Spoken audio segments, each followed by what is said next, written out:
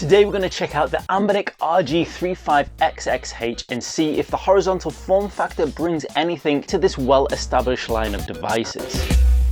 The 35XX is currently one of the most common names in the retro gaming handheld scene.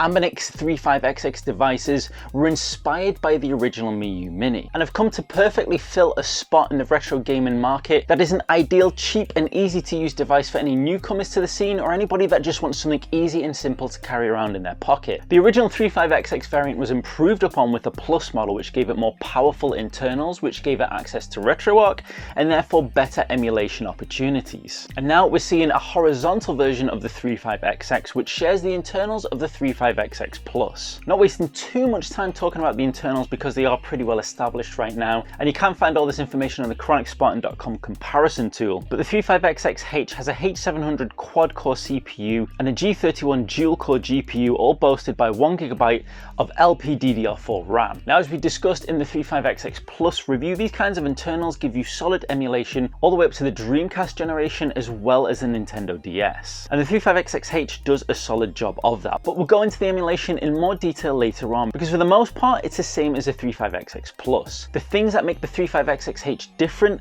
are the form factor, and this is what you're really going to need to think about and decide on to decide between the 35XX Plus and the 35XXH. The most notable change in the 35XXH is that we now have a horizontal console, as is implied by the H. And initially this is more of a preference thing if you're the type of gamer that preferred the Game Gear style of console or the Game Boy style of console. Do you prefer vertical or horizontal? In that respect, the H is more of a preference thing than anything else. But along with the horizontal form factor, there's a very noticeable improvement with the H that doesn't appear on any of the other 35XX consoles, and that is thumbsticks. 35XX consoles to date have not had thumbsticks, and that's predominantly been because of the games that they emulate. However, when the Plus came along, it gave access to games that arguably needed the thumbsticks. So to see the 35XXH come along and add those in is a welcome addition. Now, in some respects, visibly, the 35XXH is not as charming as the original 35XX was, and it kind of looks a little bit more bog standard from what we'd expect from Anbernic, along the lines of the 351 consoles, etc. But what it loses in that visible charm, I think it makes up for in the gameplay. Being able to play PlayStation 1 and Dreamcast games with these analog sticks makes a big difference. It makes the console definitely feel more suited to that level of emulation. Furthermore, the 35XX maintains fantastic pocketability, and in some respects I think is even more pocketable than the original 35XX. Being a horizontal form factor, it means that it's a little bit longer but slimmer than the original 35XX was, which means it might slide in some pockets a little bit easier. When it comes to emulation, all the way up to Dreamcast and Nintendo DS, the RG35XX has more than enough power to deal with those systems. However, it's not a 100% smooth experience, and this I believe is down to the use of RetroArch. Even playing PlayStation 1 games using the RetroArch functionality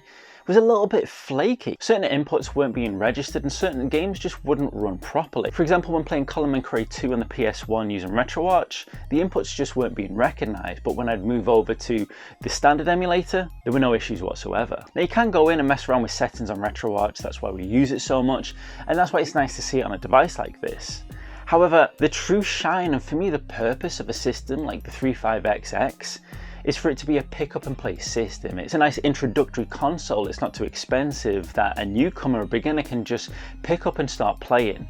And if you have to start messing around with settings in RetroArch, it kind of takes away the shine and the purpose of what I believe the 35XX is all about. I do think that technically the 35XXH is an improvement on the Plus, but similar to my comments of the Plus compared to the original 35XX, I think bit by bit the system is starting to move away from what it was. I think it's starting to overcomplicate things and add a little bit too much into the pot. If you're looking for the simplest, best way to just dive into retro gaming handhelds and get that experience of some of the best, most classic golden generation of handheld experiences without any issues, the 35XX is a great option, but you might find yourself having a few more issues than you'd like to deal with. But if you want a very capable, pocketable and powerful console for less than $68, the 35XX is a fantastic option. And for those of us that don't mind messing around with settings, tinkering and trying to find the best way to get the best experience out of a system like this, then the 35XX is a great choice. If you want to get your hands on one, links will be in the description below. But if you want to compare it to the 35XX Plus, then check out this video right here.